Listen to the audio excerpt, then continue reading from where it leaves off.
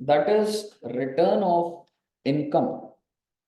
बहुत ही ध्यान से देखिएगा, नोट्स में सारी चीजें लिखी हुई हैं, एक फ्लो से बोलूंगा, आप मॉड्यूल के अंदर रीड करोगे, सारी बातें समझ आएंगी। कंटेंट कवर करते हैं जी। सर जी, रिटर्न अंडर जीएसटी, एक रिटर्न जाती है बेटा डिटेल ऑफ आउटवर्ड सप्लाई। क्या मुझे बता सकते हैं कौन से सेक्शन में जाता है? क्या मुझे फॉर्म बता सकते हैं? और आज जीएसटीआर बात करेंगे आईएफएफ। क्या होता है सर ये आईएफएफ? Invoice furnishing facility. क्यों होता है भाई, देख लेंगे इसको। हाँ, आईटीसी मिल जाए दूसरे को। दूसरी रिटर्न देखेंगे बेटे डिटेल ऑफ इनवर्ड सप्लाई, जो कि 2A और 2B में आजकल आपको समझ है कि ऑटो पॉपुलेटेड है। कौन सा सेक्शन डील करता है इसको? सेक्शन 38। फिर एक रिटर्न जाती है बेटा जीएसटी R3B। 3B बोले तो फाइनल रिटर्न टाइप होती है, फाइनल रिटर्न नाम यूज नहीं करना चाहिए, लेकिन हाँ हर महीने में 3 रिटर्न होती है, जीएसटी R1, 2B तो ऑटो पॉपुलेटेड होती है, और 3B हमें भरनी है। ठीक है जी। और सर ये QRMP क्या होता है? बहुत ही जल्द अगले 5 मिनट बात होने वाली है, 3B जाती है। इसके बाद हमने देखना है बच्चे फर्स्ट रिटर्न। ओहो, ये क्या होता है बेटे? जब तुम पहली बार रजिस्टर होगे तो फर्स्ट रिटर्न जाएगी, कुछ कॉम्प्लिकेशन है।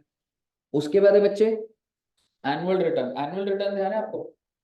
हम लोगों ने कई बार बात करी, 31 दिसंबर होती है डेट। फाइनल रिटर्न, आखिरी रिटर्न। इसके बाद हम कभी भी रिटर्न नहीं भरेंगे, हमारी रजिस्ट्रेशन कैंसिल हो गई, सस्पेंड हो गई। Final return. कॉम्पोजिशन स्कीम वालों की रिटर्न, सर जी साल में एक बार जाएगी, कौन सी डेट को जाएगी, पेमेंट कैसे होएगी, सारी बातें देखेंगे। एनआरटीपी की रिटर्न, यूआईएन होल्डर की रिटर्न, टीडीएस की रिटर्न, टीसीएस की। हमें ये सारी छोटी छोटी रिटर्न है, फॉर्म का नाम ड्यू डेट, फॉर्म का नाम ड्यू डेट। फिर अगर आपने रिटर्न को टाइमली फाइल नहीं करा तो कितनी लेट फीस लगेगी। एंड आखिरी goods and service tax practitioner. याद है आपको, जैसे हमने टीआरपी का करा था तो मैंने आपको बताया था कि ये है जी हमारा जीएस।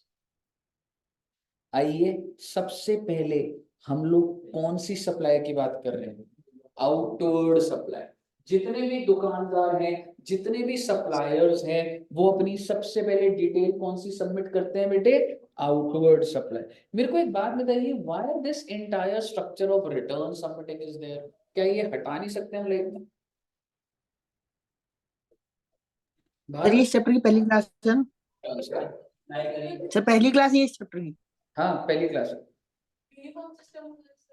यूनिफॉर्म सिस्टम की हर कोई यूनिफॉर्म सिस्टम से भर रहा है। फिर इतना सारा डेटा गवर्नमेंट के पास आ रहा है, गवर्नमेंट क्या कर रही है डेटा? सर पता करेगी नहीं किसने कितना सप्लाई करी है। गवर्नमेंट पूरे इंडिया लेवल पे देख रही है लोग क्या कंज्यूम कर रहे हैं, क्या परचेज कर रहे हैं, क्या बेच रहे हैं, कितना जीएसटी पे हो रहा है, सारी की सारी चीजें।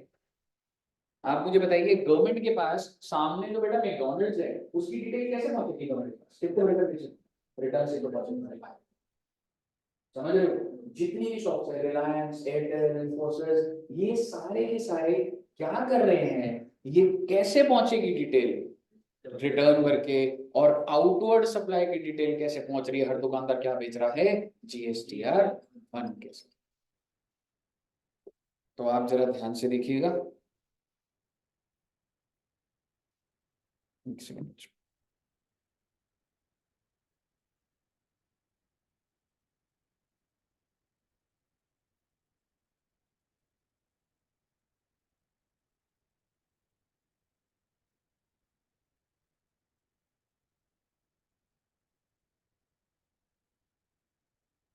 आइए, मेरा आपसे सवाल क्या है, एक अनरजिस्टर्ड पर्सन रिटर्न भर सकता है?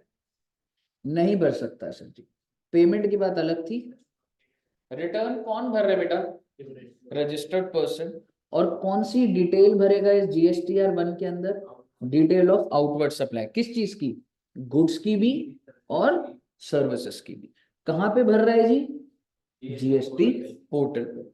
Online and offline. What do you mean by offline? नहीं, मैनुअली नहीं होता।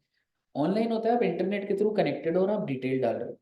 ऑफलाइन होता है कि एक यूटिलिटी, एक सॉफ्टवेयर में आप अदर देन जीएसटी सॉफ्टवेयर, ऐसे कंपनीज बहुत सारे जीएसटी के सॉफ्टवेयर बनाती है, कि इस फॉर्म में है, तो आप उसमें भर रहे हो और उसके बाद अपलोड कर। रिटर्न जा तो इलेक्ट्रॉनिकली ही रही है, ठीक है ना। ऑनलाइन ऑफलाइन का ये मतलब नहीं है कि ऑफलाइन मतलब मैं लिख के भेज रहा हूँ। ऑफलाइन का मतलब होता है कि मैं जीएसटी में लॉग इन करके तब नहीं हूँ, ठीक है, मैं कोई ना कोई यूटिलिटीज कहते हैं उसको, सॉफ्टवेयर कहते हैं, उसमें भर रहा हूँ और उस सॉफ्टवेयर से मैं उस सॉफ्टवेयर को ही मैं इंपोर्ट करा रहा हूँ।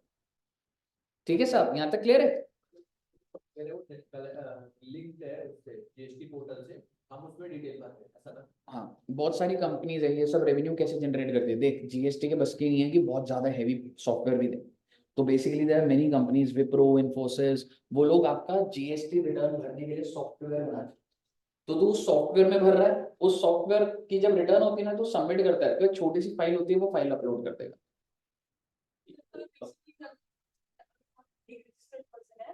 हम भर रहे हैं तो ये वो ऑटोमेटिकली जीएसटीआर रन पे, मतलब हम बेसिकली जिससे रन पे भरेंगे हाँ सारी डिटेल। हाँ, नहीं मतलब बेसिकली ये ऑनलाइन हो गया, ये तो आपने लॉग इन करके भरा, ठीक है।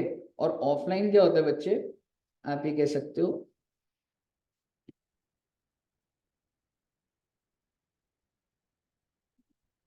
भाई हम जीएसटी की बात कर रहे हैं भाई। हाँ जी, तो बेसिकली ऑफलाइन का मतलब होता है through offline utility,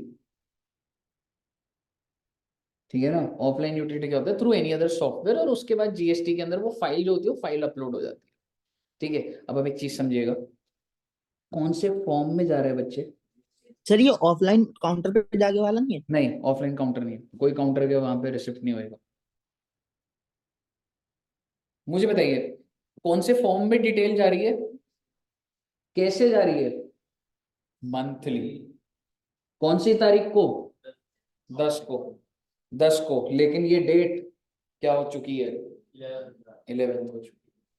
Through some notification 11th of next month according to the recent notice। मेरा आपसे सवाल, अभी कौन सा महीना चल रहा है जी? हाँ, फरवरी चल रहा है। फरवरी की जीएसटीआर 1 कौन से दिन जाएगी मेरे बताओ? 10th ऑफ मार्च, लेकिन वो एक्सटेंड हो गई, क्या हो गई अभी? 11th of March. मुद्दे की बात युवा भाई, करेक्ट, हाँ जी, वो आएगा नीचे। अब मुद्दे की बात ये, जीएसटीआर 1 किस किस को भरनी है? जीएसटीआर 1 भरनी है क्या कैजुअल टैक्सेबल पर्सन को भरनी है? तो क्या बोल रहा है, एवरी रजिस्टर्ड पर्सन जिसको डिटेल ऑफ आउटवर्ड सप्लाई देनी है GST portal includes casual taxable person. तो पेपर में बेटा ऐसे आ सकता है कि आपको नाम बताने किस किस को जीएसटीआर 1 भरनी है, तो every registered person including casual taxable person. लेकिन किस किस को जीएसटीआर 1 नहीं भरनी? एक्सक्लूड्स। कौन है जी ये? ISD, NRTP, composition scheme, TDS वाला, टीसीएस वाला, supplier of OIDAR service. OIDR service क्या होती है बेटे? ये online information data retrieval access service होती है। ये क्या होती है हमें नहीं जाना, आपको इसके नाम पता होने चाहिए। आपको ये पता होना चाहिए क्या इन लोगों को जीएसटीआर 1 भरनी है क्या? नहीं भरनी बस। अब आप मेरी बात ध्यान से सुनिएगा, जब जीएसटीआर 1 के इतने प्रोविजन मार्केट में आ गए तो बहुत सारे छोटे दुकानदार कहते हैं भाई हर महीना रिटर्न भरवाओगे आप? कह रहे हम भाई साहब दुकान संभालेंगे, आपकी रिटर्न अब सबमिट कर। तो आप मेरे को बताइए, कुछ लोगों के लिए, कुछ छोटे दुकानदारों के लिए सिस्टम क्या आया कि आप मंथली ना भरिए, आप कैसे भर दीजिए, और इसको बोला जाता है, यानी कि उनके लिए जो स्कीम आई वो क्या थी बेटा? QRMP। What do you mean by QRMP? Quarterly return, यानी कि रिटर्न चलो तुम 3 महीने में एक बार भर देना, पर पेमेंट कैसे करोगे? मंथ। तो ये QRMP किसके लिए आई पहले देखो, फॉर स्मॉल टैक्स पे। सर ऐसे तो हर कोई स्मॉल बोलेगा, अमाउंट तो होगा, बिल्कुल होगा, पर एक बार फुल फॉर्म देखते हैं पहले दोबारा। Quarterly return, monthly payment, first thing. अगर आपका aggregate turnover is up to 5 crore in preceding financial, तो आप QRMP स्कीम ले सकते हैं। मेरा आपसे सवाल, अभी कौन सा साल चल रहा है? 2023 मैं 23-24 में QRMP ले सकता हूँ या नहीं ले सकता, इसके लिए मुझे कौन सा टर्नओवर देखना है? 22-23 में 3 करोड़ है टर्नओवर, QRMP ले सकता हूँ। QRMP ले लिया तो इसका मतलब ये जब भी स्टार्ट हुआ था, पहला महीना था अप्रैल, मेरे को मंथली भरने की जरूरत नहीं, मेरे को कैसे भरनी है जी? क्वार्टर। तो बेसिकली पिछला साल देखा जाएगा, अगर पिछला साल अप टू 5 करोड़ है तो आप छोटे बिजनेसमैन और आप QRMP ले सकते हैं। क्या रिलायंस QRMP ले सकता है? रिलायंस, एयरटेल, इन्फोसिस, मैकडॉनल्ड्स, छोटे 50-5 लाख नहीं पहुंचा बेटा। इसमें एक जीरो कम है, बट अपने वो सब बंद मेरी इनकम तो मैडम रिबेट लेता हूँ, मैं आपको रिटर्न दिखा सकता हूँ, ठीक है। घर पे बहुत खर्चा होता है मैडम, फैमिली मैन है, आपको तो पता है, हाँ डिडक्शन ले लेते हो सारे खर्चे। खर्चे बहुत है, बच्चों की स्कूल की फीस है। सर आपका भी बता रहे हैं क्या जा रहा है? क्या जा रहा है? 80% स्कूल जा रहा है 80% स्कूल जा रहा है, एक एक ही बच्चा, हाँ तभी तो प्रेशर है, तो उसकी फीस इकट्ठी नहीं हो रहा है। सर हमने कौन से स्कूल हम इंटरनेशनल स्कूल जा रहे हैं क्या किसमें? इंटरनेशनल स्कूल जा रहे हैं हाँ अमेठी में, पर मतलब ऐसा नहीं है, वो तो पढ़ती नहीं है ना, मैं कहता हूँ कि देखो सरकारी स्कूल में डाल दूंगा, मतलब मेरे पैसे भी बचेंगे, पहली पैसे नहीं है बेटे। 5 करोड़, एक बात बताइए, पिछले साल के टर्नओवर पे कितना है? 5 करोड़ है, तो करंट ईयर में ले सकते हो। अच्छा ये स्कीम आई कब से? आने का मतलब सर, QRMP स्कीम भारत देश में कब प्रकट हुई? जनवरी 2021 से। इससे पहले क्यूआर बेटे, इससे पहले बहुत सारी खिचड़ी थी, बहुत सारी कहानियां थी, सब हट गई, ठीक है। जनवरी 2021, यानी कि पहली बार अगर किसी ने QRMP लिया होगा तो वो कौन से क्वार्टर में लिया होगा? क्या मैं कह सकता हूँ क्वार्टर नंबर 4, जनवरी फरवरी, तो उसने पिछले ईयर का टर्नओवर देखा। एग्जैक्टली, पिछले पूरे साल का टर्म। तो अच्छा एक सर हाँ जी सर ये स्टार्टिंग फ्रॉम ये क्वार्टर 4 वाली क्या था बात? भाई, ये ना QRMP स्कीम कौन से दिन से आई है ना, ये जनवरी 21 से आई है दोस्त।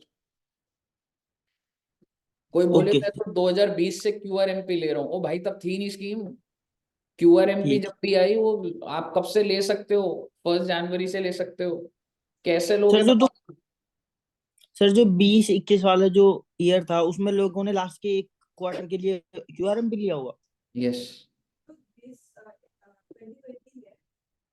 2020 में 1 अप्रैल 20 से लेके 1 अप्रैल 20, 2020 या 2021? ये देखिए अभी जेन 21 में आया है नहीं कि गुजरात भी 2021 बोल दिया ना हाँ हाँ हाँ जी मैडम। कि आप क्वार्टरली पैसे दे रहा है तो कोई अक्टूबर का जो देगा वो देगा कि नहीं होगा कि नहीं जैसे लास्ट ईयर का कौन सा साल है पहले ये बताओ, पहले आप ये बताओ, आपको आपका डाउट खुद समझ आया पहले? जैसे कि मैं जेन 21 में आया है तो लास्ट ईयर में लास्ट ईयर नहीं, ईयर वाइज बताओ। अच्छा ये कह रही है 21 20 अगर किसी का 20 का है ठीक है 20-21 फाइनेंशियल ईयर कौन था? 20 हाँ 20-21 में। अब उसने जो उसका थर्ड क्वार्टर होगा उस क्वार्टर का पेमेंट करेगा तो वो कैसे करेगा बोल रही है QRMP में ले सकता है। ले सकता है ना तभी वो कह रही है कि क्वार्टर वाइज करेगा क्योंकि आया तो जैन से इससे पहले के मंथ्स, जनवरी ये तो होना है। एक बात बताओ, अप्रैल मई जून जुलाई इसने कैसे करी होगी? मंथली करी होगी, ये स्कीम ही नहीं थी। लेकिन इसको पता लगा कि एक स्कीम आने वाली है QRMP की, कौन से दिन से लागू हो जाएगी? 2 जनवरी तो if you want you can take the scheme, है ना। ऑप्शनल आऊंगा उस पे, ऑप्शनल है। अच्छा मैं ऐसा ये कह रहा था कि जैसे ये कभी भी ऑफ कर सकता है बीच ये सारी बातें कर लूंगा मैं भी जस्ट QRMP का इंट्रोडक्शन दे रहा हूँ। क्या मेरी 5 दुकानें हैं, पांचों रजिस्टर्ड है, क्या मैं कुछ दुकानों पे QRMP और कुछ पे नॉर्मल कर सकता हूँ? Answer is yes. QRMP scheme is GSTIN wise, not PAN wise. QRMP की स्कीम कैसे चल रही है? GSTIN wise. मतलब बेसिकली अगर मेरी 10 शॉप है तो ऐसा नहीं है जैसे कॉम्पोजिशन की मैं था कि 10 को 10 को कॉम्पोजिशन में डालो या 10 की 10 नॉर्मल में करो, इसमें नहीं है। 4 दुकानें क्यूआरएमपी पर है, 6 दुकानें नॉर्मल मंथली देती है, मंथली रिटर्न भर रही है, और बाकी 4 दुकानें क्वार्टरली भर रही है। ये जो एग्रीगेट टर्नओवर है ये जीएसटीआईएन वाइज था या पैन बेस्ड था? पैन बेस्ड है।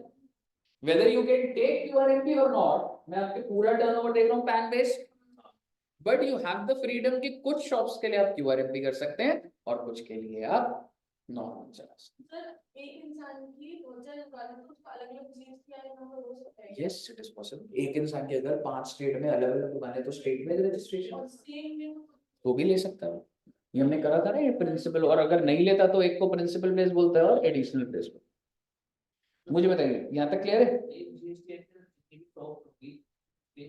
तो वो सारी में क्या बोलते हैं, वो आधे में क्यूआरएमपी और आधे में वैसे नॉर्मल। एक अगर जीएसटीएन एक है तो उसके अंदर थोड़ा ना आप तो दुकानों को बाइफरकेट करेगा। जीएसटीआईएन वाइज हो गया ना, तेरे पास 3 रजिस्ट्रेशन है तो मैं रजिस्ट्रेशन वाइज बोल रहा हूँ। क्लियर है ना? अब आप समझिए आफ्टर 11th एंड 13th। अच्छा क्यूआरएमपी वालों को जीएसटी आई मीन ये जो भी रिटर्न है वो कौन सी तारीख को भरनी है?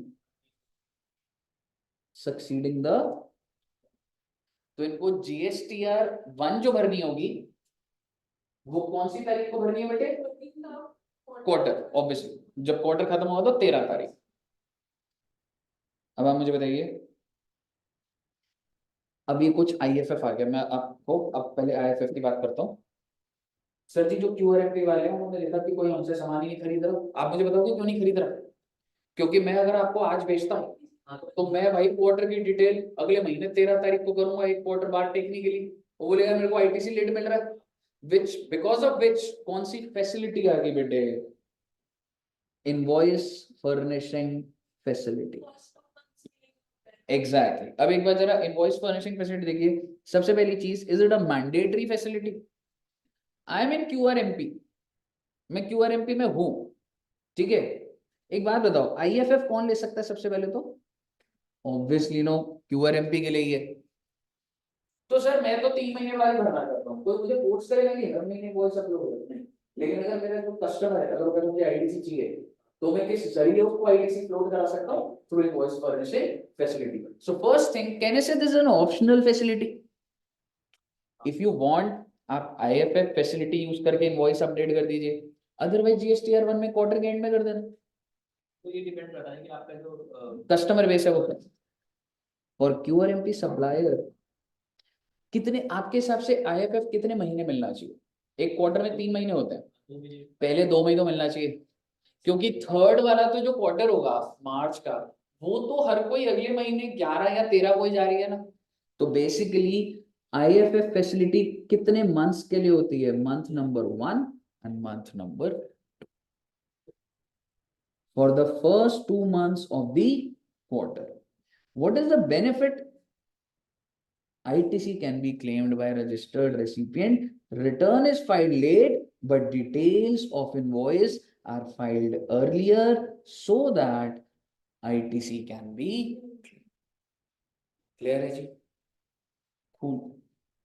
अब देखिए कैसे सिस्टम होगा। मान लो अभी ये पहला क्वार्टर है, मान लो अगले साल का जो स्टार्ट हो रहा है ना क्वार्टर 1, तो अप्रैल मंथ में जैसे ऐसा मान लो, चलो ये कौन सा साल माने, मान लो अभी जो खत्म हो गया उसकी बात कर लेते। अभी कौन सा चल रहा है बच्चे?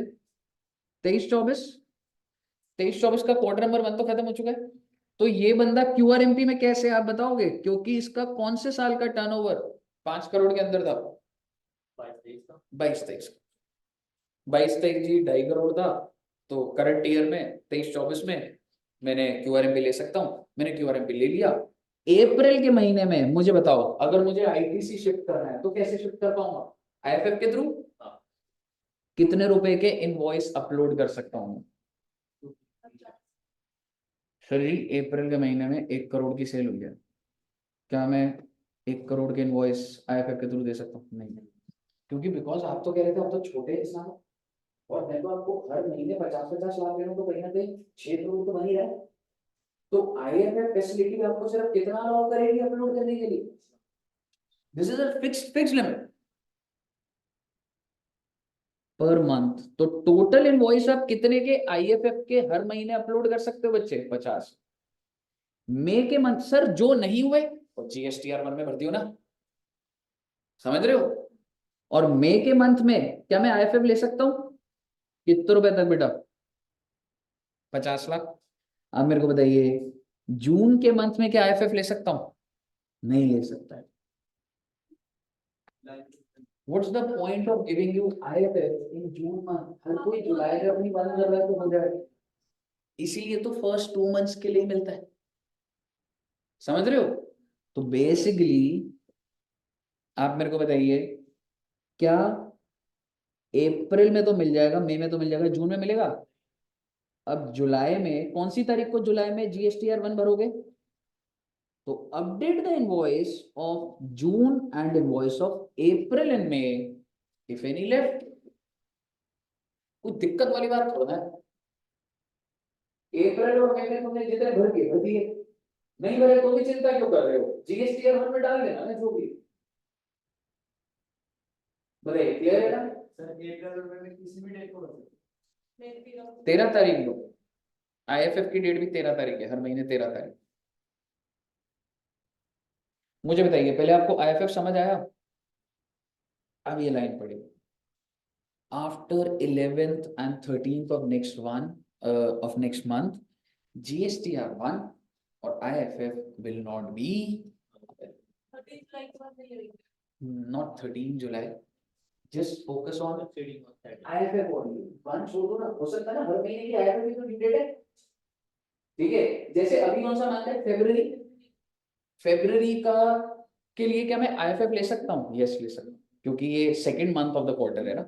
तो आप मुझे बताइए, मैं कौन सी तारीख तक IFF के अंदर इनवॉइस अपलोड कर सकता हूँ? 13 मार्च। और जो इंसान मंथली चल रहा है वो GSTR1 किसके बाद नहीं भर सकता? 11 मार्च को। आपको समझ आई? IFF के 13 और 1 के लिए क्या आया था? 13 है, बाकी उनके लिए 11 है। Exactly. And IFF is for QRMP। PRMP। यहाँ तक क्लियर है?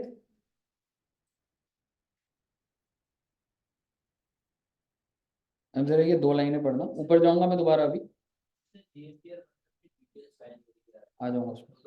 कर देगा कि GSTR DB में फाइनल कर ही सकता है। नहीं ऐसे नहीं कर सकता।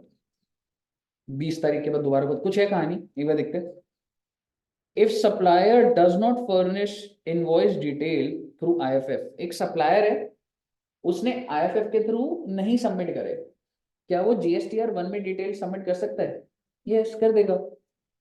And invoices furnished in IFF, आपने जो इनवॉइस IFF में फर्निश करे हैं, क्या दोबारा से GSTR1 में डालने की जरूरत है? नहीं, वो ऑटोमेटिकली पकड़ लेगा, उनका काम नहीं बढ़ रहा है।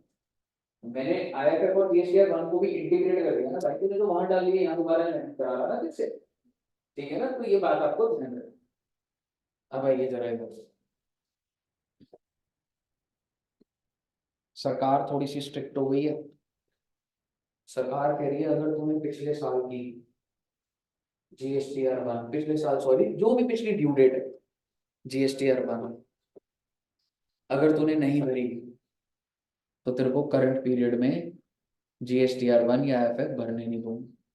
मेरे कहने का मतलब है आज के टाइम पे तुम पुराने पीरियड का कोई डिफॉल्ट लेके चल रहे हो कि तुमने भरी नहीं, तो क्या तुम करंट पीरियड का भर पाओगे? नहीं भर पाओगे। ध्यान से देखना language. Cases where registered person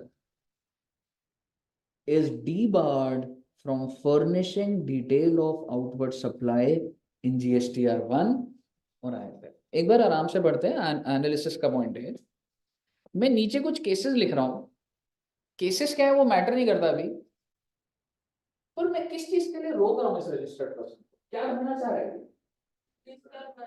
अगर मंथली वाला होगा तो GSTR1 भी भर रहा होगा, और अगर क्वार्टरली वाला होगा तो पर क्वार्टरली वाले के लिए तो दोनों बात ही होगी टेक्निकली, क्योंकि वो हो सकता है 1 भी भरेगा तो भी ना भरेगा।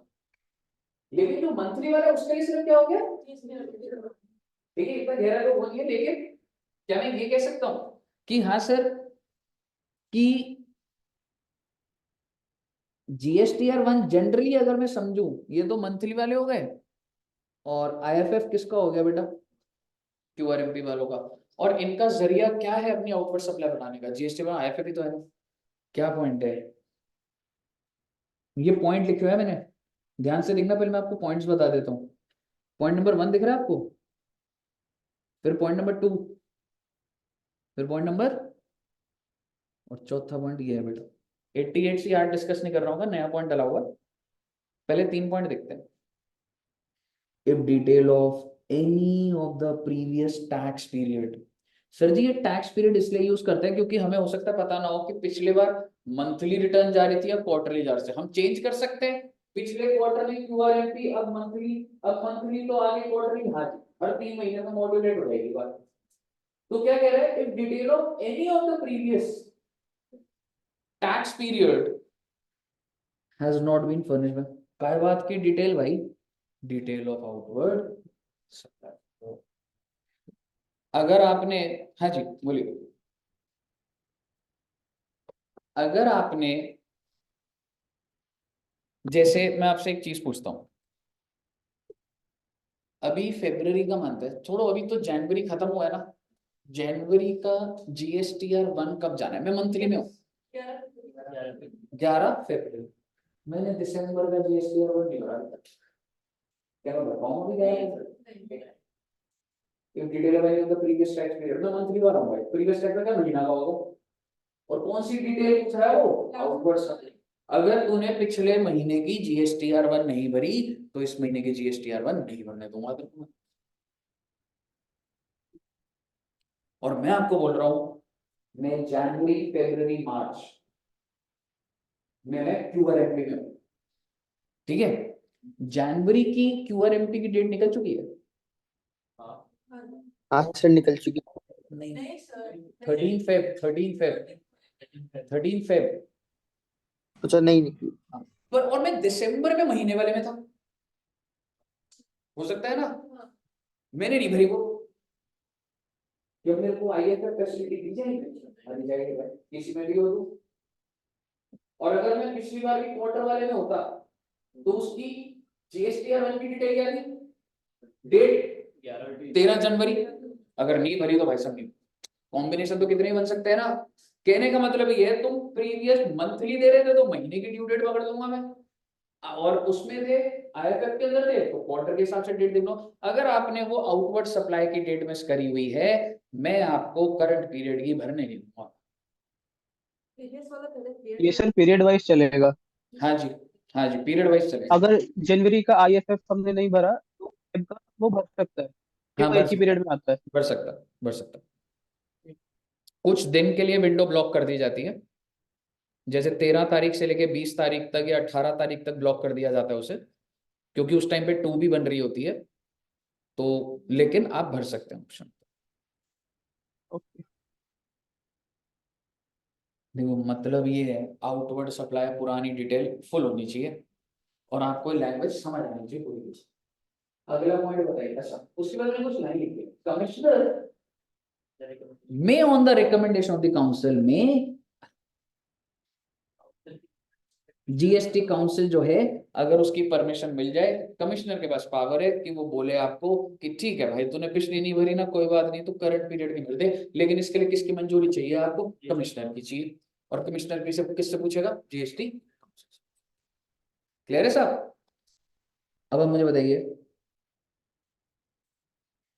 मैंने जो फर्स्ट पॉइंट था बच्चे उसमें कौन सी डिटेल बोली आपको, आउटवर्ड सप्लाई। एक बंदे ने आउटवर्ड सप्लाई तो भर दी पर 3 भी नहीं भरी। अगला पॉइंट देखिएगा, सर एक रजिस्टर्ड पर्सन है, ध्यान से देखिएगा, रजिस्टर्ड पर्सन है, वो क्या भरना चाहता है, उसको नहीं भरने दूंगा मैं। अगर उसने क्या नहीं भरी होगी, पिछले पीरियड की GSTR 3 भी नहीं भरी ना तुमने, तो ये मत सोच, सिर्फ आउटवर्ड से आउटवर्ड को कनेक्ट कर रहा हूं, पिछले पीरियड की GSTR 1 नहीं भरी तो भी नहीं भरने दूंगा तेरे को, पिछले पीरियड की GSTR 3 भी नहीं भरी तो भी नहीं भरने दूंगा तेरे को GSTR 1 में। GSTR 3 की ड्यूटी निकल चुकी होगी 30 तारीख। आपको ये समझना है, not just outward supply but outward and 3B also. किसी में भी डिफॉल्ट चल रहा तो मैं करंट पीरियड होगा, नहीं बनने दूंगा। हाँ, अब एक चीज देखिएगा, एक रजिस्टर्ड पर्सन है और आप कह सकते हैं कि वो QRMP में है, ठीक है, एक रजिस्टर्ड पर्सन है या आप कह सकते हैं कि वो QRMP में है ऑब्वियसली, तो उसको IFF और GSTR 1 भरनी होती है, मानते हो आप? इसको भरने नहीं दूंगा मैं। किस बात पे? पिछले पीरियड की अगर 3 भी नहीं भरी होगी ना, तो मैं उसको बेटे कहने का बात ये है, पहले के जमाने में 1 साल पहले मेरी आउटवर्ड सप्लाई को की डिटेल को तब रोका जाता था जब मैंने अपनी आउटवर्ड सप्लाई की रिटर्न ना हो। 3B से कोई मतलब नहीं होता था सरकार। अब सरकार ने बोला है तुमने आउटवर्ड भर दी है, पर अब मैं चेक करूंगी 3B भरी हुई है। तो ये this is the second point, अगर 3B नहीं भरी हुई है तो मैं आपको आपकी GSTR 1 या IFF भरने नहीं दूंगा मैं। आप सिंपल लॉजिक लो, मैं महीने के हिसाब से चला, जनवरी की आज क्या डेट है, तो वो डेट तो निकल गई। अच्छा, फरवरी की बात करते हैं। अभी फरवरी का मंथ स्टार्ट हुआ है, मैं मंथली के अंदर हूँ, मेरे को GSTR 1 कब भरनी है? 11 मार्च। 11 मार्च। और 3B 20 मार्च। ठीक है। तो जनवरी जब मैं लिख देता हूं मैं इसको, ठीक है, अभी जो मंथ है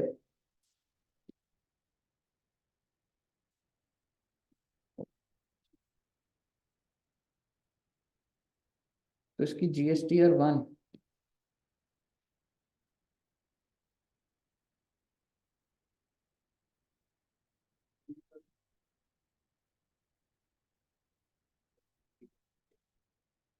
अभी आ रहा हूँ। मुझे बताओ दिसंबर की GSTR 1 कब जानी थी? 11 जैन। और ये 11 जैन। 20 जन।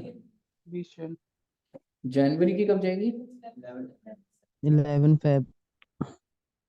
मैं आपको ये कह रहा हूँ, मैंने ये दोनों डेट निकल चुकी है ना दिसंबर की, मैंने ये भी नहीं भरी, ये भी नहीं भरी, क्या मैं भर पाऊंगा? नहीं नहीं। भर पाऊंगा। आगे सुनो, मैंने GSTR 1 तो भर दी, ये नहीं भरी, भर पाऊंगा? कहने का मतलब है सरकार कह रही है पुराने महीने का दोनों चीजों को देखो, GSTR 1 भी और GSTR दोनों देखना है। मुझे बताइए क्या है बच्चे? सर ये वाली बात जो आपने उधर जाके बोली ना, एक बार यहीं पे आके बोल हाँ जी। एक बार और बोल दो ये। देख, बेसिकली मैं यहाँ पे एक लाइन लिख देता हूँ, GSTR 1 of January can be filed on 11th Feb only if GSTR 1 of December is filed and GSTR 3B of December is filed। दोनों फाइल होनी चाहिए जी, क्लियर है ना? बट सर वो जनवरी की GST 3 भी भर सकता है। हाँ जी। 3 भी भर सकता है जैन की, अगर उसने पुरानी फाइल नहीं भी तो करी है थ्री तो। बी के अंदर बात करूंगा मैं, नहीं भर पाएगा। दोनों केस में दोनों जगह सब चीजें डल गई हैं। ओके। और तो IFF का भी बेनिफिट नहीं मिलेगा। IFF भी यही है, आप इसको GSTR 1 बोल लो या तू बोल ले तू जनवरी में IFF में है। ठीक है। पिछले महीने का कोई भी डिफॉल्ट चल रहा है तेरे को करंट महीने में मैं डिटेल भरने नहीं दूंगा। तो QRMP GST 3 भी 4 ही भरता होगा ना। जरूरी नहीं है, ऐसा हो सकता है कि मैं पिछले क्वार्टर में QRMP से बाहर आ जाऊं फिर मैं QRMP में आ जाऊं, तो आप हर क्वार्टर क्वार्टर चेंज भी कर सकते तो हो। Online payment madam, payment under GST, आप जाइए और इलेक्ट्रॉनिक कैश लेजर में पेमेंट करिए, ड्यूज क्लियर करिए, रिटर्न करिए। हाँ जी। आप बता रहे IFF ऑप्शनल होता है QRMP इसलिए। हम्म। तो अगर मान लो फैब का उसने IFF भरा नहीं, है ना, वो जनवरी, जैसे जनवरी का फैब में भरेगा, तो फैब में भरा नहीं उसने, तो फिर वो मार्च में देखा, बहुत ज्यादा डिटेल में जा रहा है। उधर कोई ऑप्शन होगी जिसमें आप बोल दोगे मैं आईएफएफ फॉलो ही नहीं कर रहा अभी। तो फॉलो नहीं कर रहा तो कर सकता है, वो तो ऑप्शन है। बहुत ठीक है, ले सकते हैं। जैसे सीपी नहीं करा था, वो जेल में जाके साथ में भर दिया दोनों वन का। भर सकते हैं, पहले आपको पुरानी वाली भरनी होगी फिर होगा। कही है जी, क्लियर है? इतना लंबा नहीं है बट थ्योरेटिकली है, आपको मुद्दे के बाद ये समझिए जो भी ड्यू डेट आ रही है पुराने वाले की, अब तो आउटवर्ड की डिटेल भी और 3D की डिटेल भी पूरी होनी चाहिए पहले। क्लियर है जी? ये क्या है जी? हाँ जी।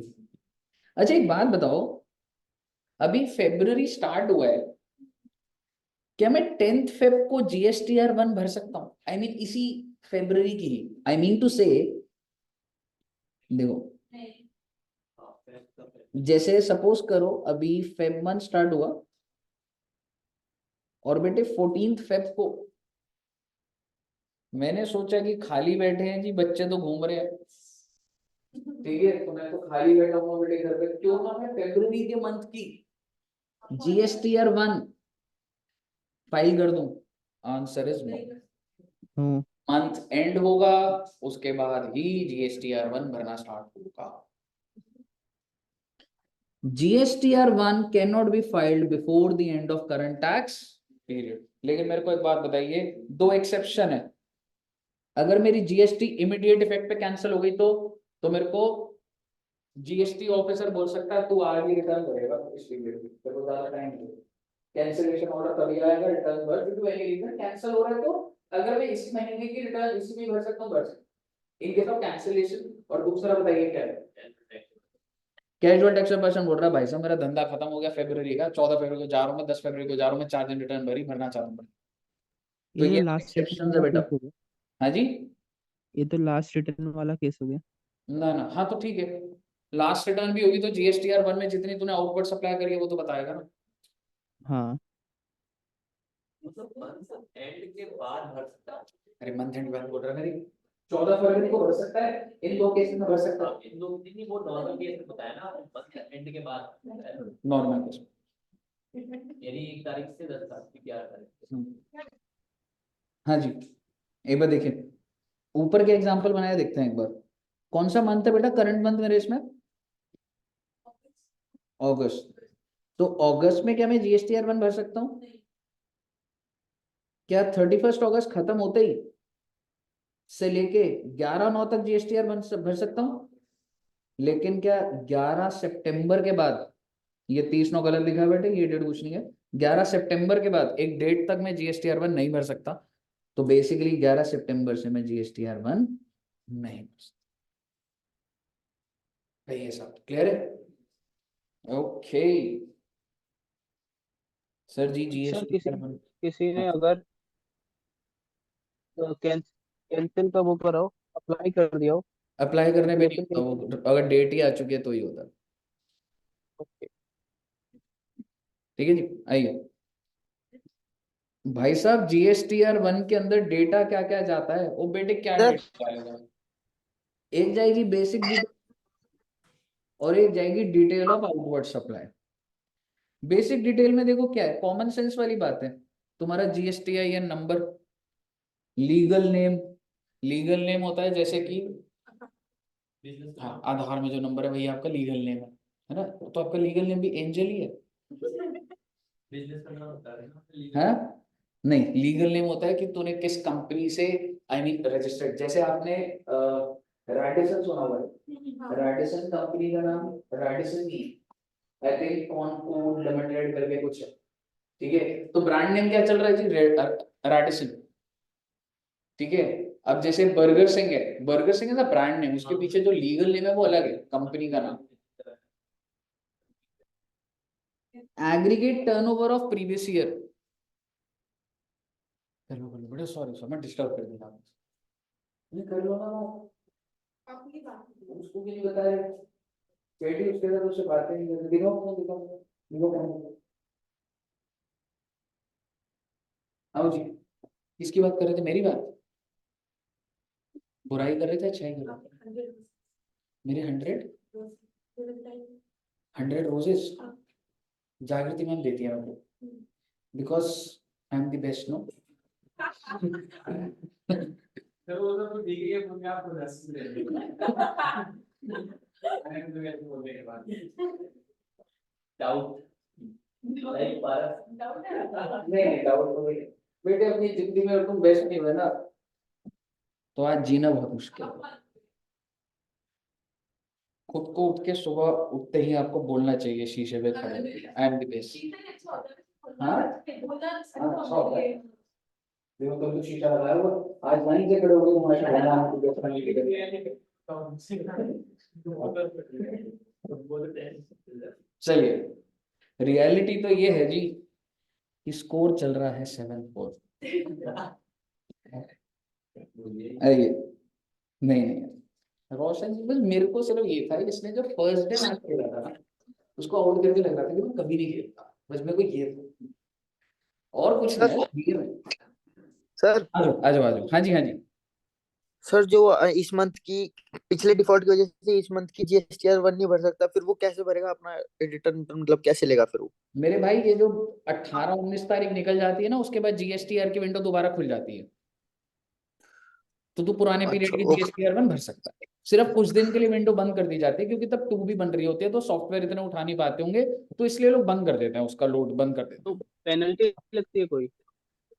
हाँ यार, लेट फीस लगती है भाई, वो करेंगे लेट फीस, बात करेंगे।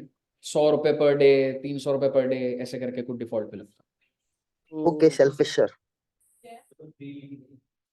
3B के बाद हो जाता है वो, ठीक है। आइए, अच्छा क्या क्या है बच्चे, GSTIN, legal name, trade name, aggregate turn of previous year, HSN code. HSN code बाद बात करेंगे। HSN की फुल फॉर्म बताओगे एक बार? Harmonise system of nomenclature. नीचे फुल फॉर्म आ जाएगी आपको।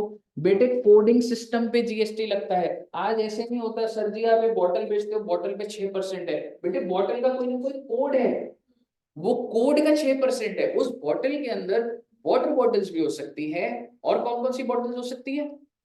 लिक्विड बॉटल हो सकती है, नहीं हो सकती उनका, क्योंकि अलग है। वाटर बॉटल के अलावा और क्या हो सकता है? कोई भी बॉटल होगी ना बेटे, प्लास्टिक ठीक है, plastic bottle, aluminium bottle, glass bottle, कोई भी बॉटल है, ठीक है। बॉटल विद कैप और विदाउट कैप, जो भी कहानी हो, कोड पे चल रहा है, ठीक है। तो वो HSN कोड होता है। कितने डिजिट का कोड होता है पता है बेटे? पूरे वर्ल्ड में चल रहा है 6 digit. The world is following 6 digits। Sir हर कोई सेम बराबर है, हाँ बेटे हाँ, ठीक है। वर्ल्ड कस्टम ऑर्गेनाइजेशन और बड़ी बड़ी जो संस्थाएं हैं, उन्होंने कोडिंग बनाई है, आम इंसान की बस की नहीं है। कस्टम के अंदर भी आप जो गुड्स मंगा रहे हो उसका कोड यही होगा जो आप जीएसटी पे कोड स्टार्ट कर रहे हो।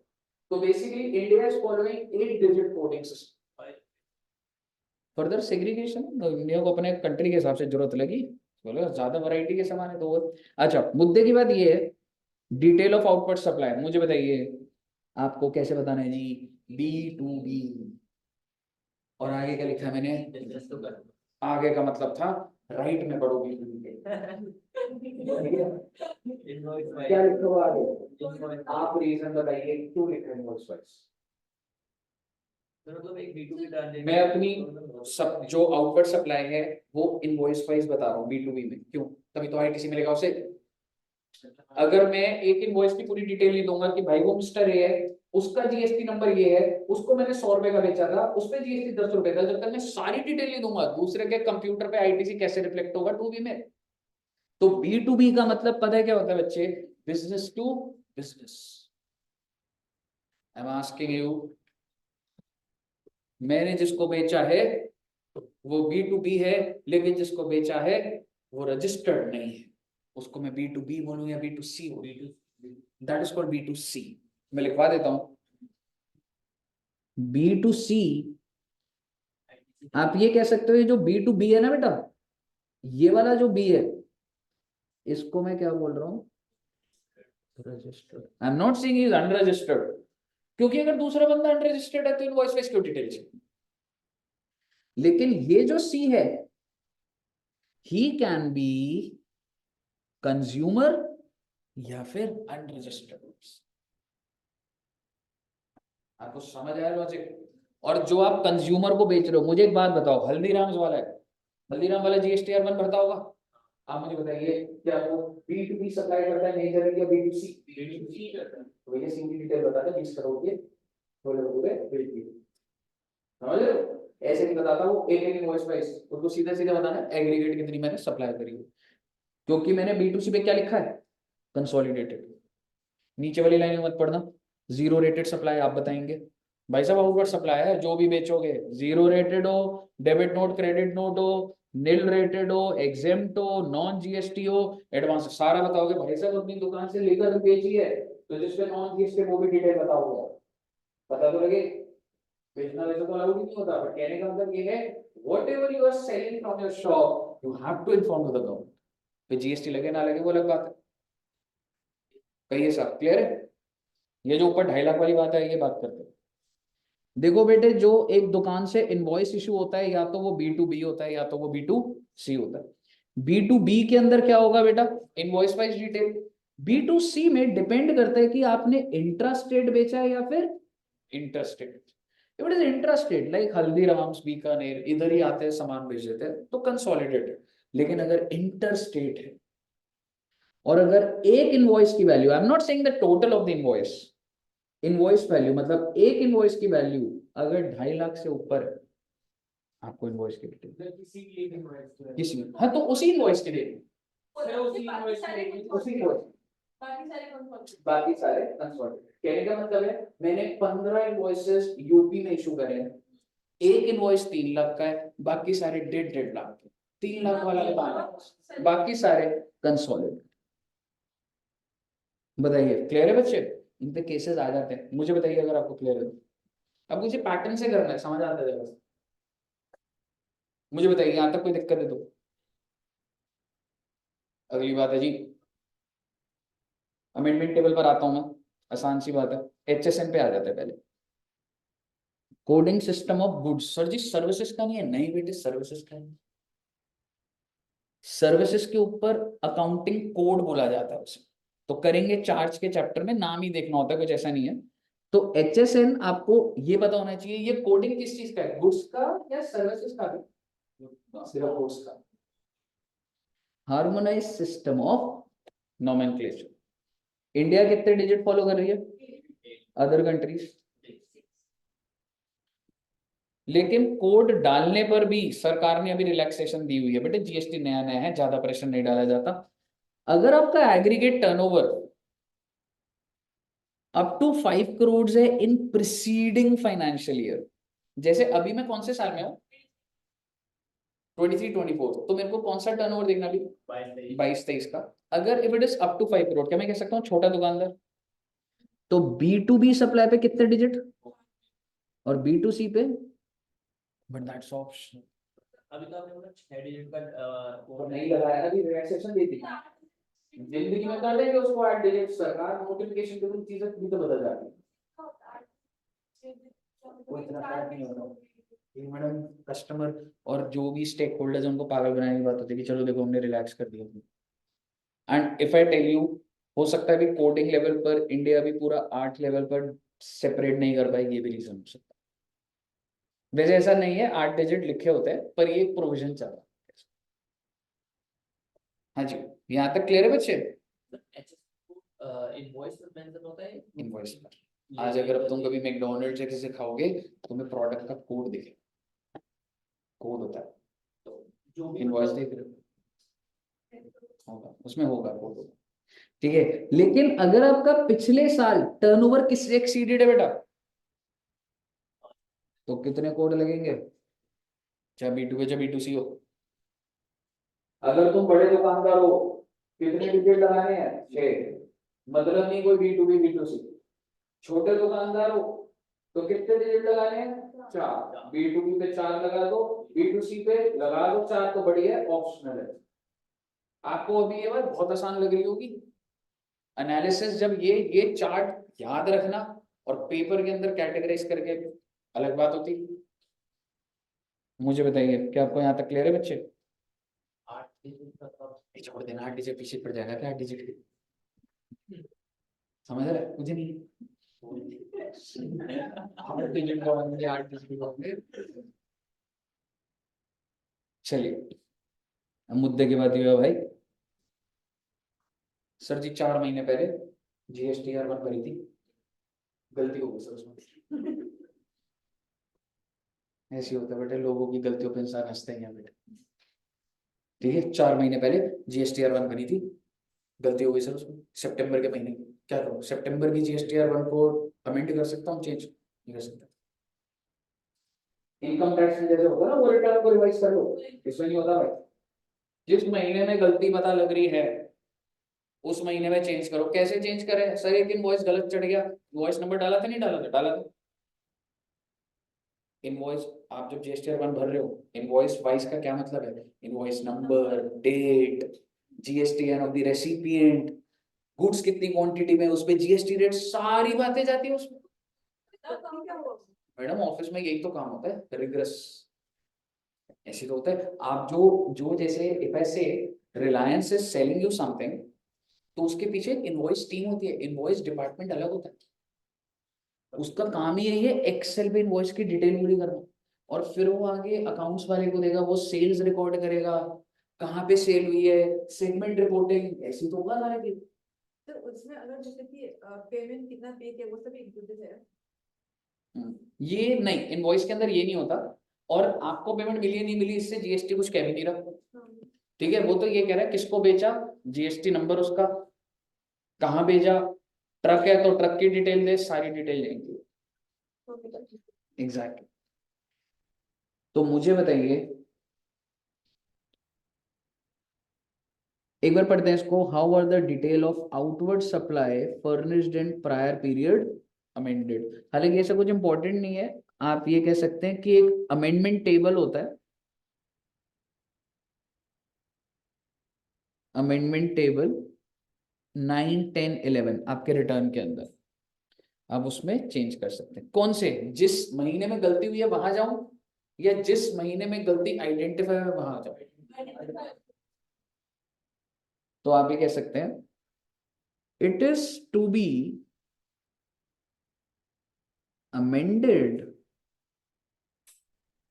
in GSTR 1 of that period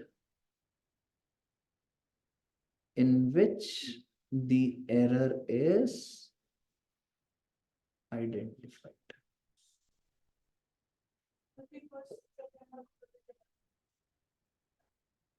Exactly. आ रहा हूँ जी उस पे। सर जी 6 साल पहले की गलती पता लगी, क्या उसको अमेंड कर सकता हूँ?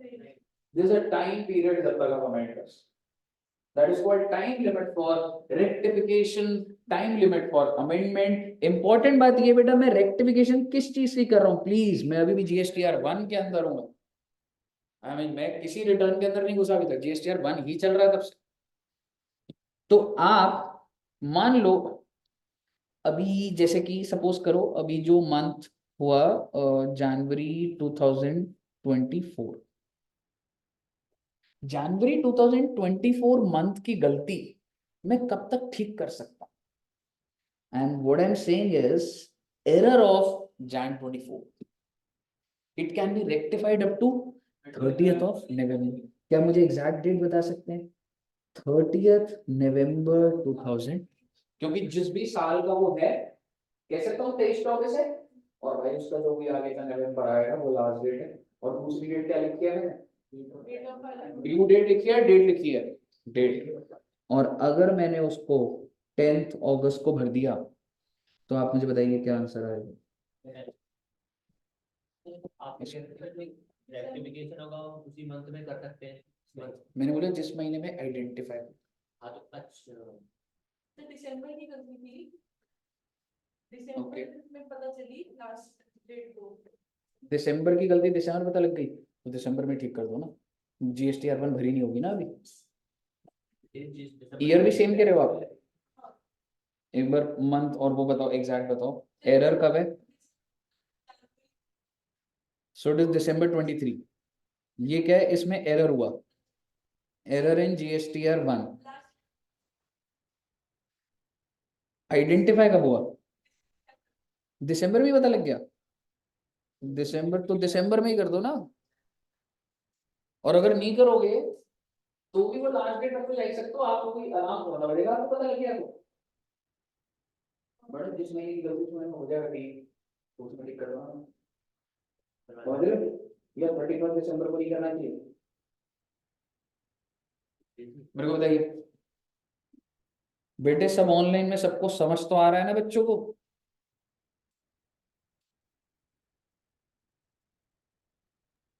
बेटे Yes, ऑनलाइन sir. वाले बच्चे मेरी बात तो सुन रहे हैं ना? Yes, sir. Yes, sir. बेटे कोई है क्या उधर? Yes, एक sir.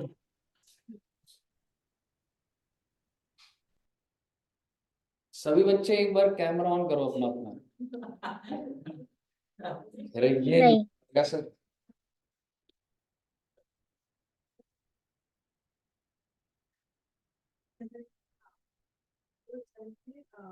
खत्म बेटे खत्म। GSTR 1 पूरा का पूरा हमारा डन है। क्या होगा मैडम? तुम पूछो।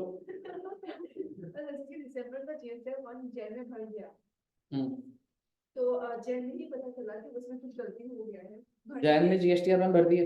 हाँ, फाइल करने के बाद एक दो दिन बाद पता चला कि कुछ गलती हो गई, हम्म। तो नवंबर तक हम लोग रेक्टिफाई कर सकते हाँ एनुअल रिटर्न कर सकते हो, हाँ नवंबर तक कर सकते हो। जिस भी महीने, एक बात बताओ, आपको पता लगा नहीं लगा, क्या ये बात सरकार को पता लग रही है? तो technically if you realize it yourself, obviously आप अपने अकाउंट्स ठीक करना चाहो। इधर सब मिस्टेक मेरे को क्लोजिंग करनी है, प्राइमा फेसी अगर एक क्लेरिकल मिस्टेक हुई है, कुछ इनवॉइसेस रह गए, तो मैं ठीक कर दूंगा उसको। लेकिन अगर डेट से डेट में कब तक कर सकता हूँ? 30 नवंबर या फिर डेट ऑफ एनुअल। समझ रहे हो? इफ यू वांट आप जनवरी में ही कर दीजिए, भर चुके हो उसको, ठीक है, तो कर सकते हो आप उसको। लेकिन अगर नहीं है तो लास्ट डेट है कि इसके बाद नहीं होगा रेक्टिफिकेशन। अगर उसके बाद रेक्टिफाई नहीं, उसके उस टाइम तक रेक्टिफाई नहीं हुआ और गवर्नमेंट ने रियलाइज कर लिया कि हाँ इसका फिर वो यही है कि आपने डिटेल नहीं दी। मैं विंडो इतनी देर तक ओपन थोड़ा ना करके दूंगा आपको। जिसके उसके बाद जितना आपको GSTR 1 भरना है, आप भरने कौन? मैं ये एरर, क्योंकि जब मैं ये एरर रेक्टिफाई करूंगा तो ऑब्वियसली मेरे को पीरियड बताना होता है कब की मिस्टेक है, तो वो सॉफ्टवेयर अपने बोलेगा बहुत पुराना हो चुका है।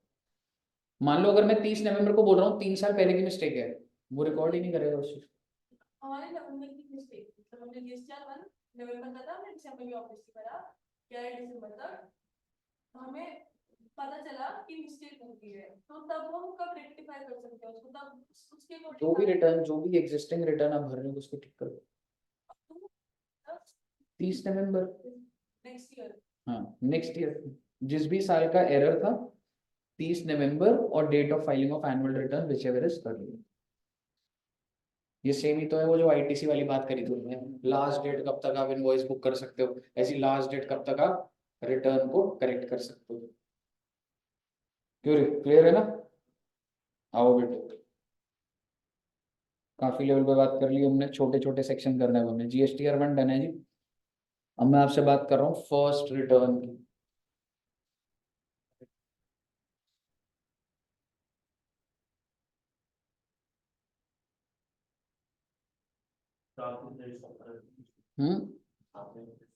मेरा टर्नओवर एक्सीड नहीं हुआ। अब वॉलंटरली कर दो। क्या कह लो? वॉलंटरी।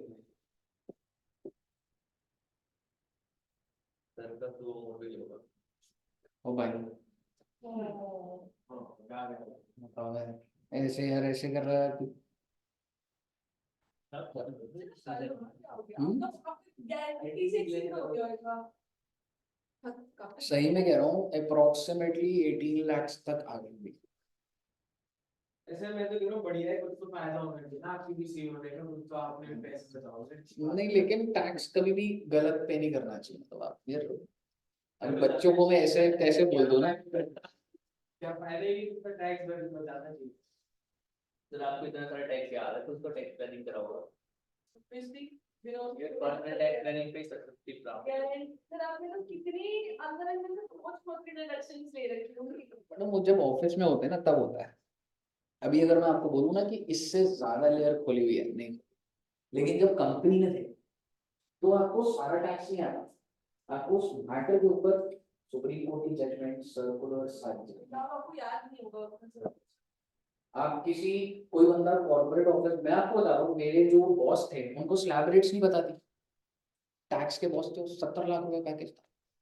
उनका वो काम नहीं था ना, उनका काम था डीटीए का, डीटीए पूछ लो, समझ रहे हो? तो ऐसे नहीं होता। आप ये सोचो ना, एक इंसान आपको बोले मेरे को सब आता है, झूठ बोल रहा है, ऐसे थोड़ा हो।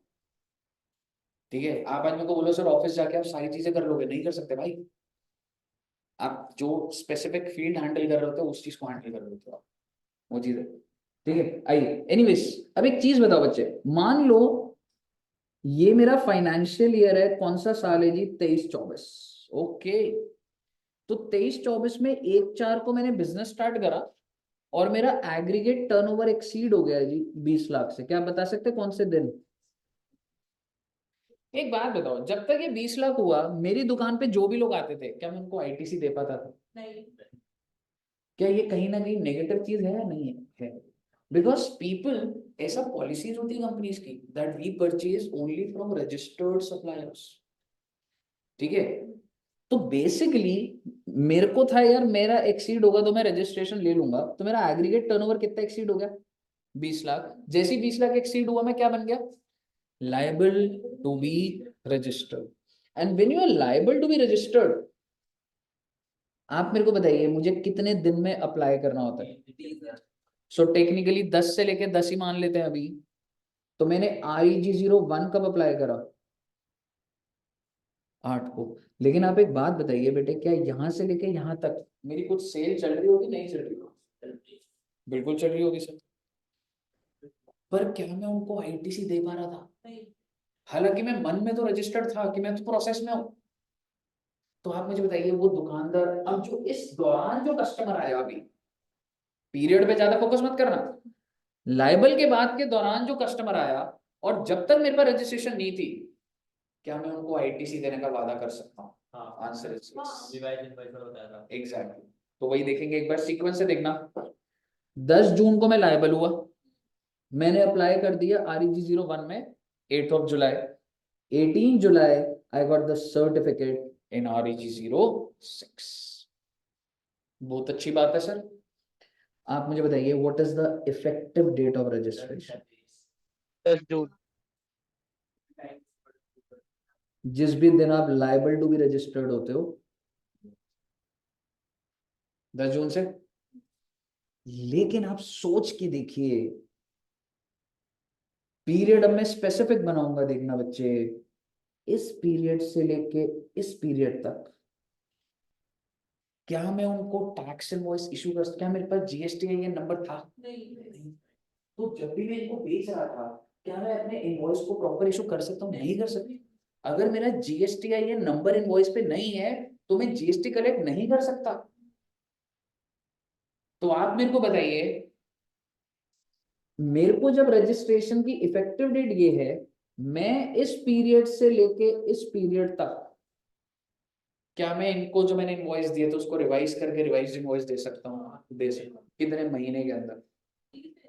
Exactly, you can issue invoice with in 30 days। पहले आपको ये समझ आया? सर में अभी तक रिटर्न की तो बात हुई नहीं, रिटर्न की बात अब होगी बेटे। आपके हिसाब से आप कौन से दिन रजिस्टर्ड, यानी सरकार के पास सबसे प्रिंट निकला स्टैंप लग गया आपके ऊपर? अब अगली रिटर्न की क्या डेट आएगी आपकी? 11 अगस्त या 10th, चलो 11 कर देता हूँ मैं, 10 लिखा हुआ था। कौन सी डिटेल दोगे इसमें? जुलाई के महीने की स्टार्टिंग से दोगे भाई साहब। तो फर्स्ट रिटर्न में ज्यादा पीरियड जा रहा है, नहीं जा रहा? हो सकता है ना ज्यादा जा रहा हो। तो फर्स्ट रिटर्न में कौन से पीरियड की डिटेल जा रही है बच्चे? 10 जून से लेके 31 जुलाई तक। जुलाई से आगे मत पकड़ देना, वो तो महीना चेंज हो गया।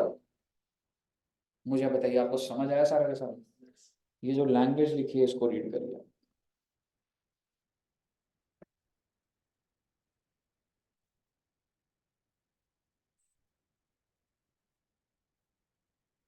डिटेल दे रहा हूँ। मैंने भाई तू 10/6 से तेरे अंदर हिम्मत आ चुकी है कि तू सबको आईडी बांट रहा है, बैक डेट से तू इनवॉइस इशू कर सकता है, तो तू सरकार को नहीं बता देती से? तो यहाँ से लेके 18 जुलाई को, 18 जुलाई के बाद से भी तो तूने सामान बेचा है जुलाई के महीने में, तो 31 जुलाई तक पकड़ेगा ना?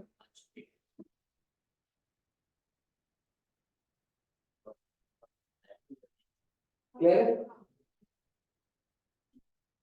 एक तो इनवॉइस की बात है, बच्चा कंफ्यूज हो जाता है। Invoice within 1 month from the date of issuance of certificate. कौन से दिन सर्टिफिकेट इशू हुआ था?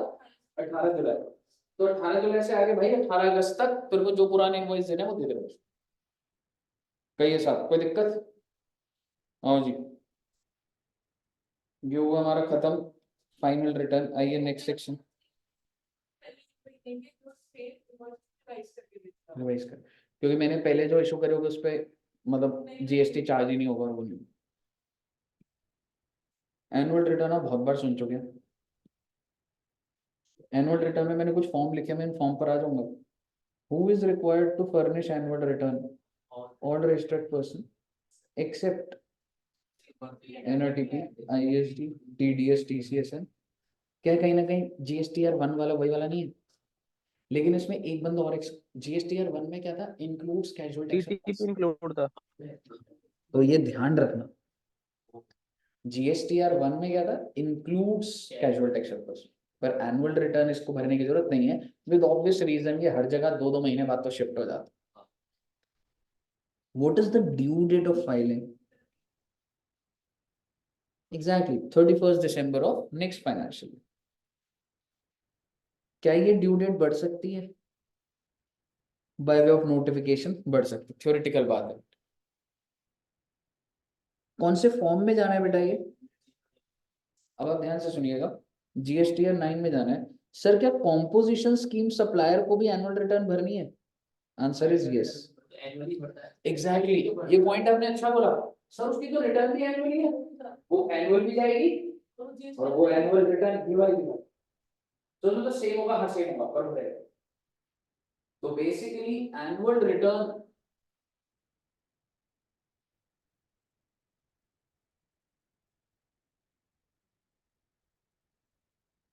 मतलब आप ये मत सोचिए कॉम्पोजिशन स्कीम स्टार्ट हो गया। ये है कि annual return of composition scheme supplier. कौन से फॉर्म में जा रही है बच्चे? 9 में। एग्जैक्टली 9 आपको समझ आता है, सबके लिए था एनुअल रिटर्न। 9 में समझ आता है, मुद्दे की बात आती है सर ये 9 भी है। ECO who is required to collect TCS is required to file annual return in GSTR yet to be notified। जैसा लिखा हुआ वैसा मैंने डाल दिया। कहिए साहब, कोई दिक्कत? कलेक्ट नहीं कर रहा था। गवर्नमेंट कलेक्टर की। हाँ, तो केवल गवर्नमेंट इश्यूज ही करेगा। अब मैं आपसे बात कर रहा हूँ फाइनल रिटर्न। क्या लगता है आपको फाइनल रिटर्न क्या था? कैंसिल होके सर सब जो जीएसटी हमने पे करना है सर मैंने पे कर दिया। हो गया पे कर दिया तो मेरे को क्या वर्बली बताएगा क्या डिटेल? एक रिटर्न भर कि तेरे पास इतने इनपुट पड़े थे, इसको डीम्ड सप्लाई मान लिया है, इसकी पेमेंट कर दी है। तो आप मेरे को बताइए फाइनल रिटर्न होगी बेटे आखिरी रिटर्न। आप मेरे को बताइए कौन से फॉर्म में जा रही है रे?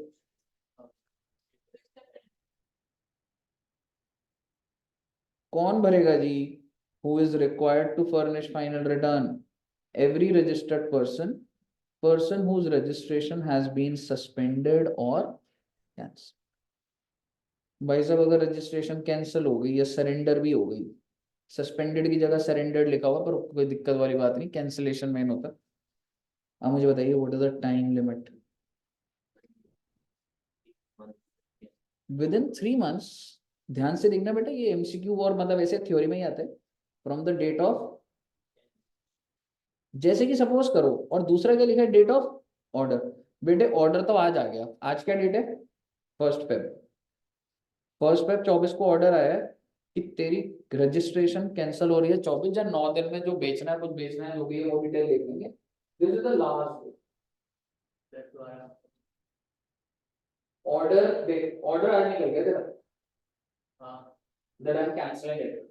लेकिन कौन से दिन से कैंसिल कर रहा हूं?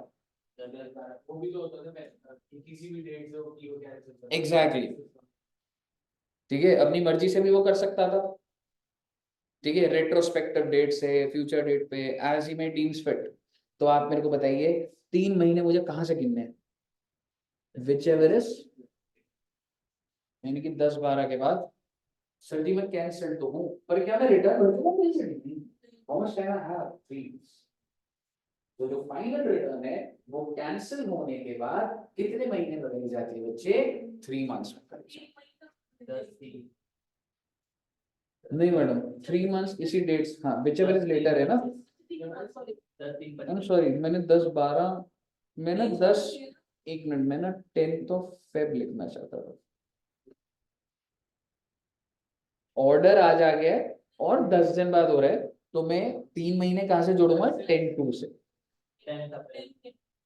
तो 10-2 में मैं कितने जोड़ दूंगा जी? 3, 10 महीने। कहिए साहब कोई दिक्कत? हाँ जी बच्चे, details of inward supply having UIN number. Sir जो यूआईएन होल्डर्स होते हैं क्या वो भी अपनी रिटर्न भरते हैं? याद करो, क्या उनको भी रजिस्ट्रेशन लेनी थी? हमने रजिस्ट्रेशन यस उन्होंने ली थी। मतलब जो कॉन्सुलेट्स थे, उन्होंने रजिस्ट्रेशन ली थी, not with the specific procedure, लेकिन मैंने आपको बताया था कि उनको रिफंड लेना होगा। ठीक है, तो उनको कौन सा नंबर एलोकेट होता था? UIN number, unique identification number. अब जिसके पास यूनिक आइडेंटिफिकेशन नंबर है, क्या उनको रिटर्न भरनी है? जी हाँ सर, उनको भरनी है। कौन से सेक्शन में आई मीन कौन से फॉर्म में भरनी है बेटा? GSTR 11। अब आप देखिए, हाँ ठीक है, एक चीज देखना, when UIN is issued, इनकी ड्यू डेट्स क्या है वो मेरे हिसाब से एक बार दिमाग चला मेरा भी देखते हैं एक बार, सही चीज पूछ रहे हैं। ठीक है, when UIN is issued for, अच्छा आपको UIN दिया क्यों है? What is the purpose? So that for claiming,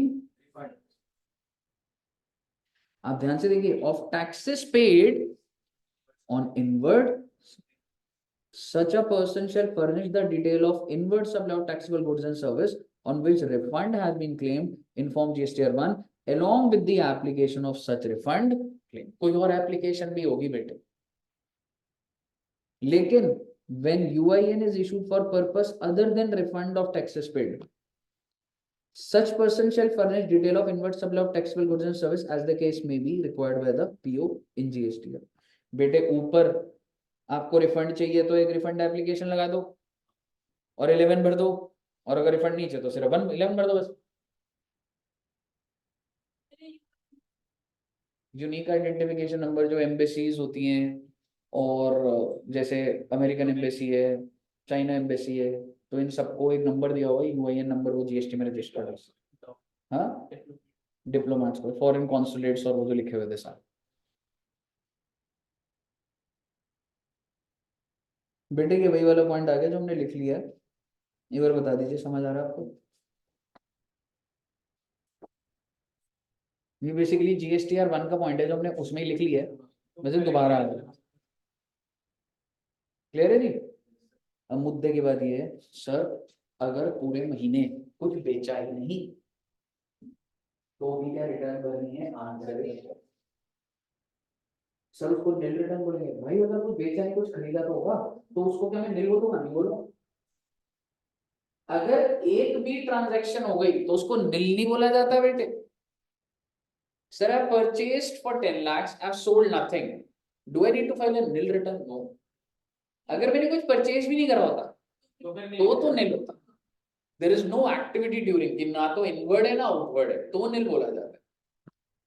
तो निल रिटर्न भरनी पड़ती है क्या? Answer is yes. So nil return normal tax payer को भी भरनी है, कैजुअल टैक्स पर्सन को भी भरनी है। सर बाकियों का नहीं लिखा बेटा, मैं ऐसे घुसना भी नहीं है इतना ज्यादा, आपको ऐसे ही लिखना है, और आप ये कह सकते हैं that it is mandatory. Sir इतना लंबा प्रोसीजरल कंप्लायंस हो जाएगा? नहीं होगा बेटे, देखो क्या बोल रहे हैं, can be filed through SMS with registered mobile number. अब सिर्फ एक SMS पे सिर्फ 0 लिख के भेज दो, नंबर होगा निल रिटर्न फाइल। उससे क्या होगा? OTP आएगा कि भैया तुम ही ने मैसेज करा है ना, तो आप OTP डाल दोगे तो निल रिटर्न फाइल।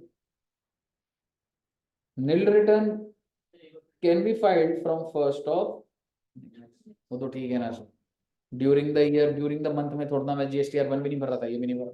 हाँ दर्शक बता। उसमें कोई इनवर्ड और आउटवर्ड दोनों पहले नील रिटर्न का मतलब बता देता हूँ। जैसे सपोज कर, अगर अभी जो मंथ है, जैसे आप हो, आप अगर बेसिक नॉर्मल टैक्स पे हो, आप अगर एडी जंक्शन में छोड़ के आप अगर आप ही हो तो आप भर सकते हो GSTR ये हाँ अगर मैं एडू जंक्शन का जब अगर मैं GST नंबर लूंगा, आप एज एन इंडिविजुअल। हाँ तो भर सकता हूँ। ठीक है, जैसे सपोज कर मंथ है जैन, अगर मैं जनवरी 24, अगर मैं देखो जनवरी 24 में बोलूँ कि तेरी इनवर्ड सप्लाई कितनी है, नील, तेरी आउटवर्ड सप्लाई कितनी है, नील, तो क्या तू GSTR नील GSTR भर देगा। तो तू कह सकता है कि तू क्या भर सकता है, नील GST। लेकिन अगर ये 10 रुपए की भी इनवर्ड सप्लाई हो गई, तो अब तो भैया GSTR बन जाएगी नॉर्मल, नील नहीं आएगी। क्लियर है ना? Very very very good. यहाँ पे बताइए, क्लियर है? अभी खत्म नहीं हुआ बेटा, हैवी हो गया। हम लोगों ने, अगर मैं आपको बोलूं, आउटवर्ड सप्लाई तो हो गया, फर्स्ट रिटर्न कर लिया, एनुअल रिटर्न, UIN होल्डर हो गया, ये TDS TCS तो 1-1 मिनट का, कोई दिक्कत नहीं है। मैं आपके साथ 39 पे आऊँ, क्या हुआ मैडम? तो 15 तक दिया था, 1 मिनट ज्यादा पड़ गया आपने, थैंक यू वेरी मच, मुझे ये मौका दे दिया। अपॉर्चुनिटी थोड़ा सा बोल देते हैं मैडम। तुम्हारी अगली क्लास कितने बजे? 3 बजे करा दो, देखते हैं उसको। चलो टाइम बोलूंगा तो मैं एकदम पकड़ लोगे टाइम। आइए।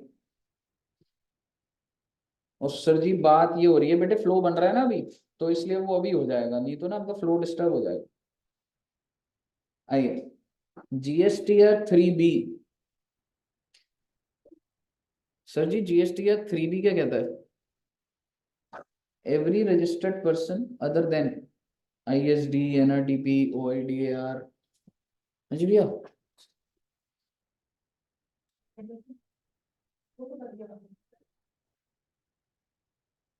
हाँ बताओ। खत्म कर दिया, ठीक है। रुको एक मिनट। हैं?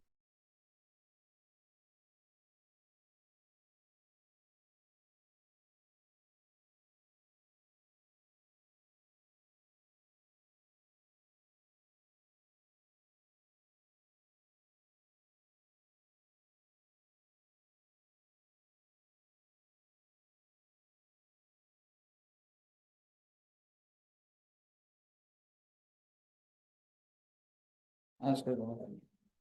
हाँ जी साहब, एक बात बताइए। बस बस खत्म है यार, 5 मिनट यार, मैं भी थक गया, तुम्हें पता है सुबह से मैंने ब्रेकफास्ट भी नहीं करा। मैंने भी नहीं करा था। मतलब रात को डिनर भी नहीं करा था। मैंने 500 आज से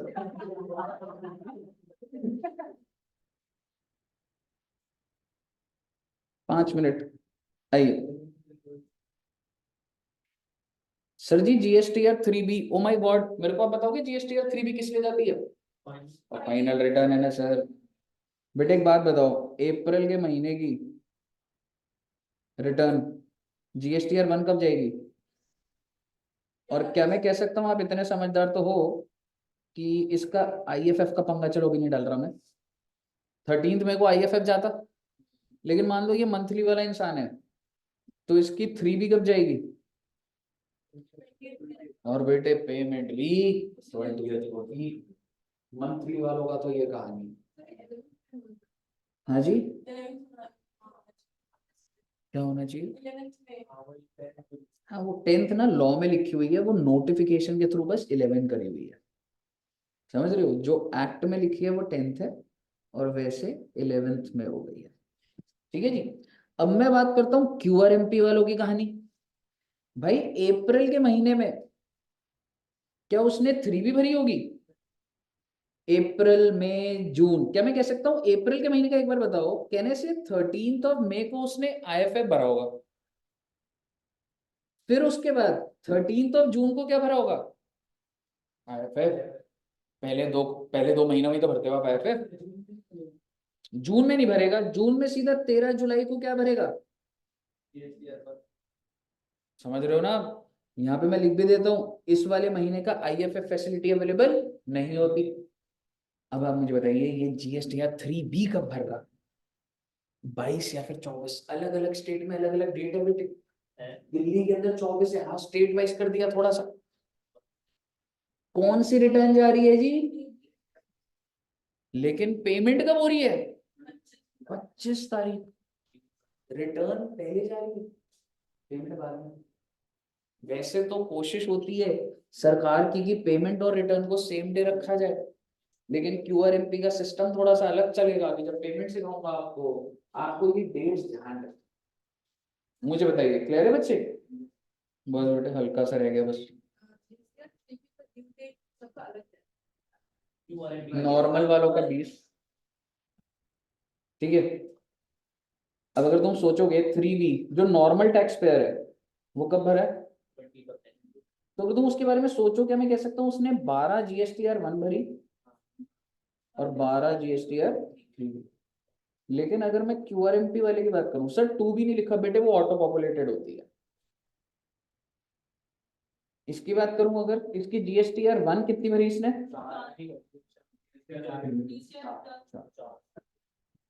सेट है ना कहानी?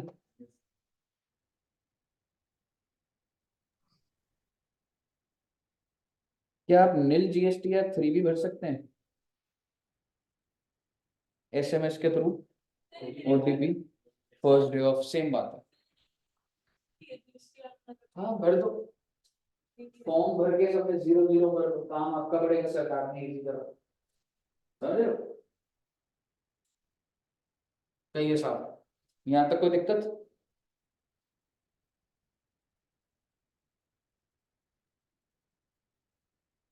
ठीक है, कंट्रोल कर लिया मैंने। मुझे बताइए, ऑल क्लियर टिल हियर? ऐसा हो सकता है बेटे नेक्स्ट क्लास में अगर आपने इतना ही टाइम मुझे दे दिया तो हमारा रिटर्न नेक्स्ट क्लास में ही खत्म हो सकता है, नहीं तो सैटरडे तो बहुत ही कंफर्टेबली खत्म हो जाएगा। कहिए साहब, ऑनलाइन में भी सबको क्लियर है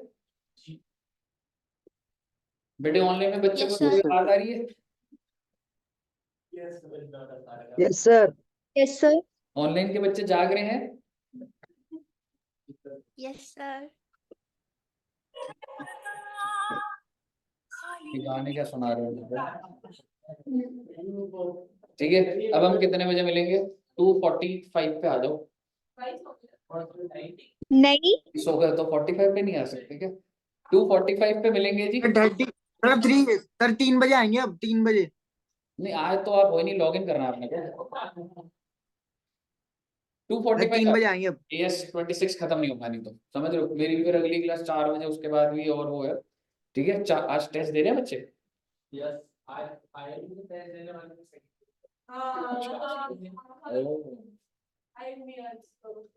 आशीष सर का मैसेज देख लिया ना बेटे? चलिए, थैंक यू वेरी मच। 2:45 मिलेंगे। ओके बच्चों।